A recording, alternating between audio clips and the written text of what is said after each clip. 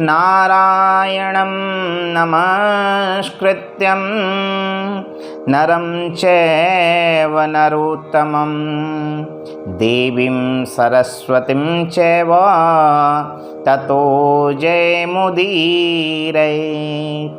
मित्रों, आप सबका स्वागत है आपके इस YouTube चैनल पर। आज वट सावित्री व्रत ज्येष्ठ कृष्ण पक्ष अमावस्या की तिथि है।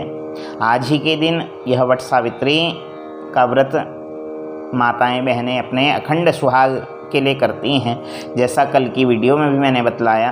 तो आज जो वट सावित्री की कथा है उसको लेकर आप सबके सम्मुख उपस्थित हो रहा हूँ। सूक्ष्म रूप से उस कथा का सार लेकर आप सबके सम्मुख उपस्थित हो रहा हूँ, क्योंकि कथा का सार ही यह बतलाता है कि कैसे हमको जीवन जीना है। सावित्री के भीतर क्या गुण थे जिसके कारण वह धर्मराज से भी अपने पति के प्राणों की रक्षा वह कर पाई। तो मद्र देश के राजा जो अश्वपति थे, बड़े धर्मात्मा थे, किंतु एक कष्ट था। वैसे तो सब पुण्य कर्म करने वाले थे, हर तरह के शुभ कर्म उनके द्वारा हुए, जितेंद्रिय थे, क्षमाशील थे, सत्यवादी थे, अपने इंद्रियों पर उनका वश था। केवल एक कमी थी कि घर में कोई संतान नहीं थी, इससे दुखी रहते थे। तो अपने कुल गुरु को बुलाकर नाना प्रकार के विधि विधान से संतान प्राप्ति के कई उपाय किए। माँ सावित्री का पूजन किया और साक्षात माँ सावित्री कन्या रूप में इनके घर में उत्पन्न हुई। तो माता का आशीर्वाद समझकर इन्होंने उस कन्या का नाम भी सावित्री रख दिया। सावित्री जो यह कन्या थी, यह भी सब गुणों से संपन्न थी। राजा को सब प्रकार का सुख देने वाली थी, आज्ञाकारी कन्या थी, रूपवान, गुणवान, शीलवान गुणों से यह युक्त थी। तो धीरे धीरे जैसे शुक्ल पक्ष का चंद्रमा दिन प्रतिदिन बढ़ता है, यह भी वृद्धि को प्राप्त हुई और युवा हो गई। अब राजा को इसके विवाह की चिंता होने लगी। सोचने लगे कि आज के समय में ऐसा कौन पुरुष है जो मेरी कन्या के लिए वरण योग्य हो, जिसको मेरी कन्या वरण कर सके। क्योंकि सावित्री के रूप और गुण को देखकर देवता भी मोहित हो जाते थे। तो राजा सोचने लगे कि किसके साथ अपनी कन्या का विवाह किया जाए। तो राजा ने यह भार भी अपनी कन्या के ऊपर सौंप दिया और कहने लगे कि हे पुत्री, तुम अपने बुद्धि विवेक से किसी श्रेष्ठ वर की खोज करो, क्योंकि मैं तुम्हारे लिए उपयुक्त वर की खोज नहीं कर सकता। इतनी रूपवान, इतनी गुणवान तुम हो सकता है कि मैं जिसकी खोज करूं वह तुम्हारे अनुरूप ना हो, अनुकूल ना हो। तो इसलिए तुम ही किसी श्रेष्ठ वर की खोज करो। और अपनी कन्या के साथ कुछ मंत्रिमंडल भेजकर कन्या को वहाँ से विदा किया और कहने लगे कि तुम अपने लिए कोई श्रेष्ठ वर की खोज कर दो। तो कन्या ने पिता की आज्ञा को शिरोधार्य किया और अपने लिए श्रेष्ठ वर की खोज में यह निकल पड़ी। अनेक नगरों में घूमते घूमते कई राजाओं को देखते, किंतु इसे कोई भी अपने अनुरूप युवक नहीं मिला। तो एक दिन घूमते घूमते यह एक सुंदर वन में पहुंची।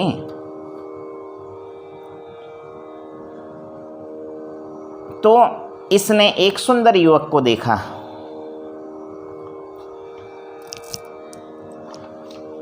और उसको मन में अपने पति के वरण योग्य समझा। घर आई और अपने पिता को यह बात बतला दी कि हाँ पिताजी, मैंने एक युवक को देखा है, वह मेरे अनुरूप ही रूपवान गुणवान है, किंतु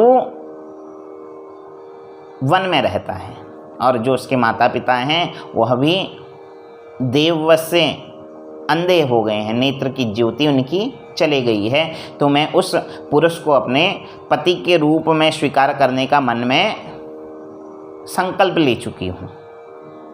तो अब इन राजा को बड़ा आश्चर्य हुआ कि ऐसा कौन पुरुष है कि सब राजाओं को त्याग कर इसने एक ऐसे पुरुष को चुना जो वन में रहता है, जिसके माता पिता नेत्रहीन हैं। तो चिंतन करने लगे कि ऐसा कौन हो सकता है, कौन हो सकता है। इतने में ही नारद जी वहाँ प्रकट हुए। नारद जी को यह सब बातें बतलाई तो नारद जी पहले तो मुस्कुराए और फिर कहने लगे कि राजा, यह तो बड़ा गंभीर बात हो गई है। तुम्हारी कन्या ने जिस युवक को चुना है, वैसे तो वह सब गुणों में श्रेष्ठ है। तो नारद जी से पूछा कि नारद जी, आप जानते हैं तो बतलाइए कि वह युवक कौन है। तो नारद जी कहने लगे कि वह साल्व देश के जो धर्मात्मा द्युम्नसेन नामक राजा हैं, उनके पुत्र हैं, किंतु शत्रुओं के आक्रमण के कारण वह अपना राज्य खो चुके हैं और देववशात उनके नेत्रों की ज्योति भी चली गई है। सत्य का प्रतीक वह इस समय वह युवक है, इसलिए उसका नाम सत्यवान है। अनेक प्रकार के गुणों का बखान किया सत्यवान के। तो यह राजा कहने लगे कि हे नारद जी, तो इसमें कष्ट वाली बात क्या है? ये तो अच्छी बात है कि मेरी पुत्री ने इतने सुंदर युवक को चुना है अपने लिए। तो नारद जी कहने लगी कि सब बात अच्छी है, किंतु इस युवक में एक सबसे बड़ा दोष है। तो दोष के बारे में सुना तो राजा पूछने लगे कि युवक में क्या दोष है। तो कहने लगे कि यह अल्पायु है, आज से ठीक 1 वर्ष बाद इस सत्यवान की मृत्यु होने वाली है। तो राजा ने जब यह सुना तो बड़े चिंतित तो हो गए। तो अपने पुत्री को समझाया कि पुत्री, जो युवक तुमने अपने लिए चुना है वैसे तो वह सब गुणों से युक्त है, किंतु उसमें एक सबसे बड़ा दोष है कि वह अल्पायु है और आज से ठीक 1 वर्ष बाद उसकी मृत्यु हो जाएगी। तो तुम ऐसा करो कि उस युवक को छोड़कर किसी अन्य युवक को चुन लो। तो जब कन्या ने इतना सुना तो कहने लगी कि पिताजी, अब ऐसा नहीं हो सकता। मैंने मन से उनको अपना पति स्वीकार कर लिया है। पहले विचार मन में आता है, उसके बाद वाणी में लाया जाता है और उसके बाद कर्म में उसको किया जाता है। तो मन के द्वारा तो मैंने उनको अपना पति स्वीकार कर लिया है, वाणी के द्वारा मैंने आपको बतला दिया है। अब आप इसको हमारा ही भाग्य समझकर कन्यादान करने का निश्चय करें। तो नारद जी ने भी समझाने का प्रयत्न किया, किंतु सावित्री नहीं मानी। कहने लगी कि जो धर्मात्मा व्यक्ति हैं वह मन में जो विचार लाते हैं उनको करके रखते हैं। मनसा वाचा कर्मणा, इस प्रकार जो मन में विचार आता है उसको वाणी से व्यक्त करके उसको कर देना चाहिए। तो अब मैंने मन से उनको पति स्वीकार कर लिया है। तो अनेक प्रकार से समझाया, किंतु यह कन्या नहीं मानी। तो राजा ने भी फिर नारद जी के कहे अनुसार कन्या का विवाह इनके साथ कर दिया। तो यह सावित्री अपने पति की बहुत सेवा करती, अपने सास ससुर की खूब सेवा करती। सत्यवान भी ऐसी धर्मात्मा पत्नी को प्राप्त करके बड़ा प्रसन्न हुआ, किंतु सावित्री के मन में यह बात थी कि ठीक आज से 1 वर्ष बाद मेरे पति की मृत्यु होने वाली है। तो कैसे इसकी मृत्यु को मैं टालूं, कैसे अपने पति को मैं सेवा करूं, मन में यही चिंतन सदैव रहता। तो धीरे धीरे समय व्यतीत होने लगा और वह तिथि आ गई जिस दिन उसके पति की मृत्यु का दिन निश्चित था। तो आज सावित्री ने अपने सास ससुर को प्रातःकाल प्रणाम किया, स्नान ध्यान से निवृत्त होकर अपने पति के साथ ही वन को जाने का निश्चय मन में किया। तो सास ससुर ने पूछा कि हे पुत्री, आज तू क्यों अपने पति के साथ जाना चाह रही है? तो वो कहने लगी कि हे माता जी, आज थोड़ा गर्मी का प्रभाव बहुत अधिक है, गर्म बहुत अधिक है, तो मैं अपने पति के साथ उनकी सेवा वहाँ वन में भी जाकर कर लूँगी। अपने सास ससुर को यह नहीं बतलाया कि ऐसा ऐसा हो सकता है, आज पति के प्राणों का अंतिम दिन है। तो अपने सास ससुर से आज्ञा लेकर पति के साथ वन को चल पड़ी। तो दिन के जब 3 प्रहर बीत गए, चौथा प्रहर आया, मृत्यु का समय आया, तो सत्यवान उस समय वृक्ष के ऊपर चढ़कर लकड़ियाँ काट रहे थे। तो इन्होंने कहा कि मेरे सर में बहुत भयंकर दर्द हो रहा है। सावित्री समझ गई कि कुछ अनहोनी होने वाली है, तो उन्होंने अपने पति को नीचे बुलाया और कहा कि आप थोड़ी देर विश्राम करिए, मैं आपका सर दबाती हूँ। तो वह अपने स्वामी के सर को दबाने लगी। तो उसी समय सावित्री ने देखा कि उसके सम्मुख साक्षात कोई देवता प्रकट हुए हैं,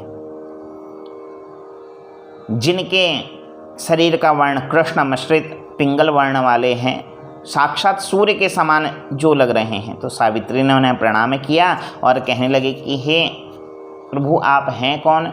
आप मेरे सम्मुख ऐसे कैसे प्रकट हो गए? मैं सत्यवती पत्नी हूँ, पर पुरुष को देखना तक पसंद नहीं करती, उनकी छाया तक अपने ऊपर नहीं पड़ने देती। तो आप हैं कौन जो मुझे इस मेरे धर्म से च्युत करना चाहते हैं?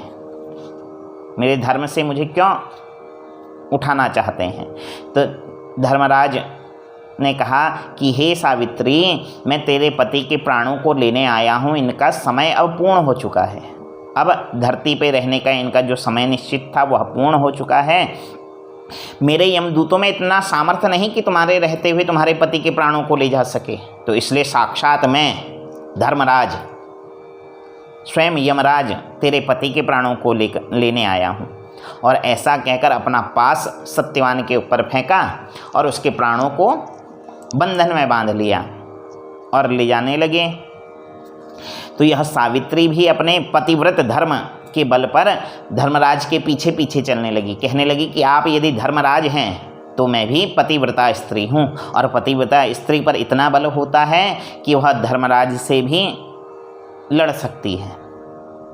तो धर्मराज कहने लगे, यमराज कहने लगी कि हे सावित्री, तुम इस यमपुरी पर नहीं आ सकती। यह यमपुरी का जो मार्ग है, इसमें जब व्यक्ति की आयु पूर्ण होती है तो उसके बाद ही वह इस मार्ग पर आ सकता है। तो सावित्री कहने लगी कि हे धर्मराज, आप तो स्वयं धर्मराज हैं, आप तो जानते हैं कि जैसे ही पति के प्राण छूटे पत्नी के लिए, तो उसी समय उसका प्राणों का अंत हो जाता है। तो समझ लीजिए कि मेरे भी शरीर में प्राण नहीं है। अब मैं अपने पति के चरणों का अनुगमन करूंगी, जहाँ जहाँ वह जाएंगे मैं उनके पीछे पीछे जाऊंगी। आप तो धर्म को जानने वाले हैं, फिर मुझे क्यों धर्म से च्युत करना चाहते हैं? और इसी प्रकार धर्मराज के पीछे पीछे चलने लगी। तो जब धर्मराज ने ऐसा देखा तो बड़े प्रसन्न हुए। कहने लगी कि सावित्री, वास्तव में जो मेरे यमदूतों ने कहा था कि हम सावित्री के रहते हुए उसके पति के प्राणों को नहीं ला सकते, उन्होंने सत्य कहा था। मैं तो तेरी सत्यता की परीक्षा लेने के लिए यहाँ आया था। वास्तव में तुम पतिव्रता स्त्री हो। अच्छा, इस समय तुम मुझसे कुछ वरदान मांग लो, मैं तुमको वह वरदान देने के लिए तत्पर रहूँगा। तो सावित्री धर्मराज से वरदान मांगती है और कहती है, चक्षुः प्राप्ति तथा राज्यम शशुरश्च महात्मना पितुः पुत्र शतं चैव पुत्राणाम सत आत्मनः। कि हे यमराज, हे धर्मराज, मैं जो मेरे महात्मा ससुर हैं उनके लिए नेत्रों की ज्योति, उनका राज्य चाहती हूँ। धर्मराज ने कहा तथास्तु। कुछ आगे बढ़े तो सावित्री फिर पीछे पीछे चल पड़ी। तो कहने लगी कि हे धर्मराज, इसके पश्चात मैं अपने पिता के लिए सतपुत्रों का वरदान चाहती हूँ। मेरे पिता के मेरे अतिरिक्त और कोई संतान नहीं है, तो उनके सतपुत्र हो जाएं। तो धर्मराज ने कहा तथास्तु। तो सावित्री ने कहा अंत में एक वरदान और। तो धर्मराज ने कहा ठीक है। तो सावित्री ने कहा मैं अपने लिए भी सतपुत्रों का वरदान चाहती हूँ। धर्मराज जी ने तथास्तु कह दिया। तो इसके पश्चात जैसे ही धर्मराज सत्यवान के प्राणों को ले जाने लगे तो सावित्री हाथ जोड़कर कहने लगी कि हे धर्मात्मा, हे धर्मराज, आपने मुझे सतपुत्रों का वरदान दिया है और मेरे ही पति के प्राणों को ले जा रहे हैं। तो यह कैसे संभव है कि सतपुत्र हो? तो धर्मराज ने कहा कि सावित्री, मैं तेरे वचनों से प्रसन्न हूँ। मैं यह तेरी परीक्षा लेने के लिए ही यहाँ आया था। इस समय तुम अपनी परीक्षा में सफल हुई। तो सत्यवान के प्राणों को लौटा दिया और सावित्री से कहा कि तुझे भी सत्पुत्र प्राप्त होंगे, जो ससुर जी ने तुम्हारा खोया राज्य था वह प्राप्त होगा, उनके नेत्रों की ज्योति उनको प्राप्त होगी। तो इस प्रकार सावित्री ने अपने पतिव्रत बल से अपने पति के प्राणों को धर्मराज से वापस लौटाया। तो इसीलिए आज के दिन सुहागिन महिलाएं, माताएं, बहनें इस वट सावित्री के व्रत को करती हैं और मन में यही संकल्प लेती हैं कि जब तक हम जीवित हैं हमारे पति के दीर्घायु वह होते रहें, लंबी आयु उनको प्राप्त हो, सदा सुहागन हम बनी रहें। तो यही संकल्प। अच्छा, कथा का सार भी यही कहता है कि जो पतिव्रता स्त्री मन, क्रम और वचन से अपने पति के वचनों का पालन करती है वह अपने पतिव्रत धर्म से कुछ भी करा सकती है, इसमें कोई संशय नहीं। माता अनुसुईया ने तो स्वयं साक्षात त्रिदेवों को छोटा छोटा बालक बना दिया अपने पतिव्रत धर्म के बल पर। तो यह पतिव्रत धर्म है।